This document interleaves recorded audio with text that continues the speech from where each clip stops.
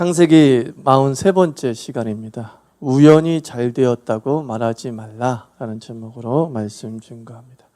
우연히 잘 되었다고 말하지 말라. 몰라요. 저는 아무것도 한 것이 없는데 일이 좀 잘 풀렸어요. 저는 여자 같은 거 전혀 신경 쓰지 않았는데 어떻게 그냥 좋은 여자 만나서 결혼하게 되었네요. 이런 말을 들으면 좀 분노가 치밀어 오는 사람이 많습니다. 자기는 죽으라고 애를 써도 아무것도 이루어진 게 없는데 몰라요. 나도 모르겠어요. 나도 애쓴 건 별로 없는데 왜 이렇게 잘 되는지 모르겠어요. 하는 사람들 보면 화가 나는 것이죠. 나도 이성에 눈 팔지 않고 죽도록 교회를 위해 충성을 다했는데 이상하게 안 풀리고 여전히 독신이고 노총각 노처녀로 늙어갑니다. 그래서 이런 사람들은 우연히라는 말을 되게 싫어해요. 그냥이란 말만 들으면 속상할 수밖에 없습니다. 근데 오늘 본문 말씀은 바로 그 우연 그리고 그냥이란 것은 없음을 일깨워주는 말씀입니다. 그러니까 세상에 우연하다, 그냥 저절로 사실 이렇게 되는 것은 없죠. 오늘 첫 번째 말씀은 이거죠. 우연한 탄생은 없다는 겁니다. 우연한 탄생. 1절 2절 말씀 보면 여호와께서 말씀하신 대로 사라를 돌보셨고 여호와께서 말씀하신 대로 사라에게 행하셨으므로 라고 말씀하고 있습니다. 그러니까 사라가 임신을 했는데 그 임신이 우연히 그냥이라고 말하지 아니하고 반드시 이런 말씀을 합니다. 여호와께서 말씀하신 대로 여호와께서 말씀하신 대로 또 하나님께서 말씀하신 시기가 되어 사라가 임신했다 또 아들을 낳았다라고 말씀하고 있습니다. 우연한 출생은 전혀 없음을 성경이 말씀해 주고 있습니다. 우주 탄생 이론 중 빅뱅 이론이 있지 않습니까? 대세 이론이죠. 이 우주가 어떻게 생겼느냐, 생명이 어떻게 발생했느냐, 어느 순간 빵 터지는 빅뱅의 시기가 있었다는 거예요. 그리고 그것이 우주와 생명의 시작이 되었다. 그러니까 이 빅뱅 이론은 사실 과학이라기보단 우연을 얘기하는 겁니다. 우연한 발생에 의해서 지금의 한목적성을 가지고 있는 코스모스가 만들어졌다라고 말하죠. 그래서 우연은 굉장히 무책임한 단어입니다.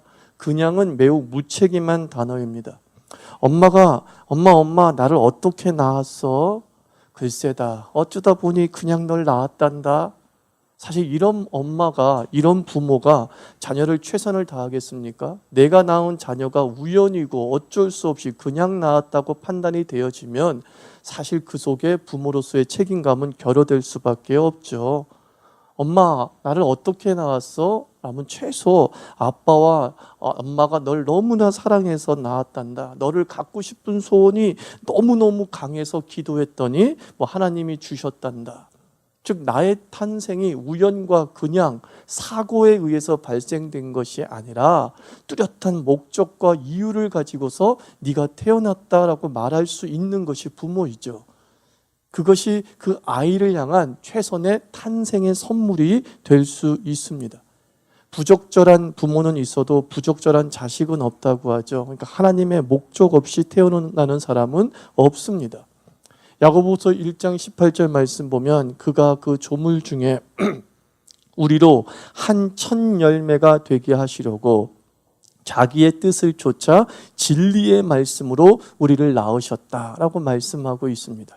하나님께서 우리를 어떻게 낳으셨느냐? 그냥? 아니요. 우연히? 아니요. 자기의 뜻을 쫓아 진리의 말씀으로 우리를 낳았다라고 말씀하고 있습니다. 뚜렷한 하나님의 뜻이 계시되어진 존재가 우리 인간입니다. 그래서 미국의 대통령이었던 링컨은 그런 말을 했다고 하죠. 하나님이 사람과 같은 존재를 하루살이로 만들지는 않으셨을 것이다. 절대로 그럴 리 없다라는 것이죠.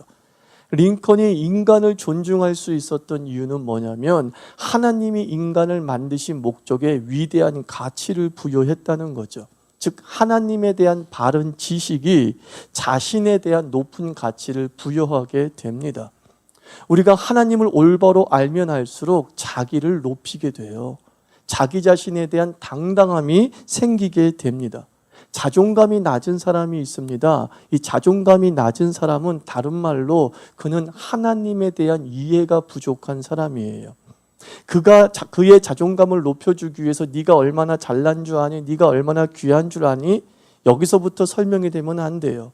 자존감을 높여주는 출발은 나를 사랑하시는 하나님이 어떤 분이신가? 이것을 심어주면 되는 거예요. 하나님이 얼마나 대단한 분이십니까? 우린 그걸 먼저 인정하게 되죠. 하나님이 그런 분이에요? 하나님이 우주 만물을 창조하신 분이에요? 하나님이 전능하신 분이에요? 하나님께서는 죽은 자도 살리시는 분이에요? 하나님에 대한 이해가 점점 깊어지는데 갑자기 그 위대하신 하나님께서, 그 전능하신 하나님께서 너를 사랑하사 자기 아들 독생자를 아낌없이 십자가에서 죽이셨으니 충격을 딱 받는 거예요. 그 하나님이 나를 사랑하신다고? 그 하나님이 나를 위해 독생자를 십자가에서 죽이셨다고? 내가 어떤 존재이기에?